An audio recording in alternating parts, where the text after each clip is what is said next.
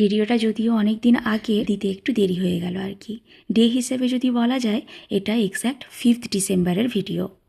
আর 6th December এখানে Saint Nicholas day হিসেবে celebrate করা হয় পুরো ইউরোপেই। আমরা ছোট থেকে যে স্যান্টা ক্লজের গল্প শুনে এসেছি না, এটা খানিকটা সেই রকমই, তবে স্যান্টা ক্লজ হলো কাল্পনিক চরিত্র আর সেন্ট নিকোলা হলো historical character. Santa Claus 24th December gift দেয় বাচ্চাদেরকে, অর্থাৎ ক্রিসমাস ইভে, আর সেন্ট নিকোলা বাচ্চাদেরকে গিফট করে 6th ডিসেম্বর। এটা অবশ্য এখানে আসার পর জানতে পারলাম, তার আগে সেন্ট নিকোলার ব্যাপারে আমি কিছুই জানতাম না। ইংলিশে এটাকে সেন্ট নিকোলাস বলে আর ফ্রেঞ্চে বলে সেন্ট নিকোলা। তো আজকে ওদের স্কুলে সেন্ট নিকোলা আসবেন, তার জন্যই আগের দিন থেকে ওদের একটা করে স্লিপার স্কুলে জমা নিয়েছে।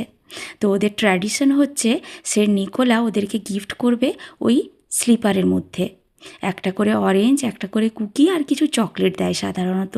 ওদের ট্র্যাডিশন এটা, মানে অরেঞ্জ আর কুকিটা থাকবেই। আর সেন্ট নিকোলাকে নিজেরাও দেখবো আর আপনাদের জন্যও ভিডিও তুলবো বলেই আজ দুজনেই স্কুলে এসেছি।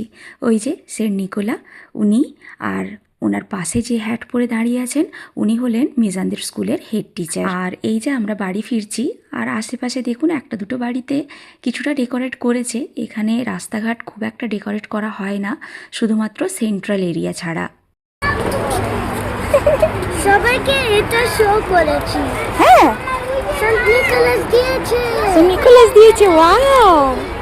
আর সো মেনি ট্রিটস গেট করেছি। হ্যাঁ, ইয়ে চলো। There was too many trees.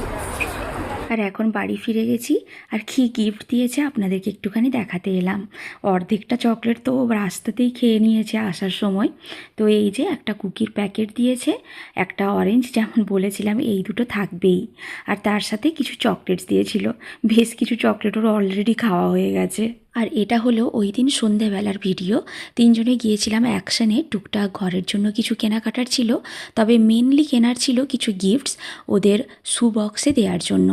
শু বক্সের কনসেপ্টটা হলো ওদের স্কুলেরই একটা বক্সের মধ্যে কিছু গিফটস, যেমন খাওয়ার দাওয়ারের জিনিসপত্র, কিছু টয়লেট্রিজ, কিছু গ্লাভস, যে যেমন পারবে আর কি, একটা বক্সের মধ্যে দিয়ে ভালো করে র্যাপ করে ওদের স্কুলে পাঠাতে হবে। সেটা সোমবার পাঠাবো বলেই আজকে এসেছিলাম টুকটাক কেনাকাটাগুলো সেরে নিতে। আর এই বক্সগুলো ওদের স্কুল তরফ থেকে ডোনেট করা হয় হোমলেসদের। এখানে জানেন তো প্রচুর হোমলেস রাস্তায় দেখতে পাওয়া যায়।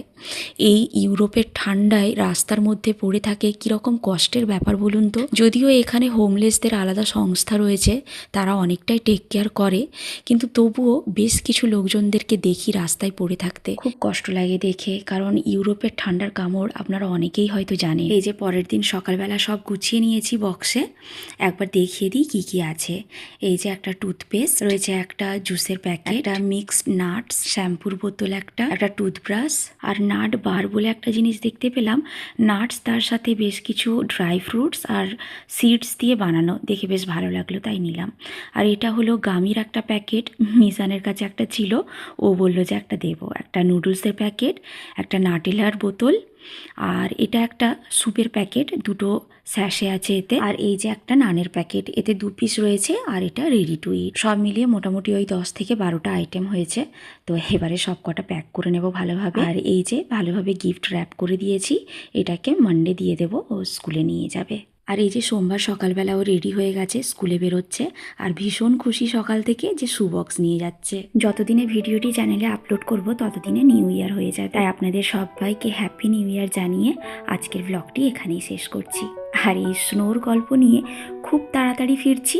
ভালো থাকবেন সবাই।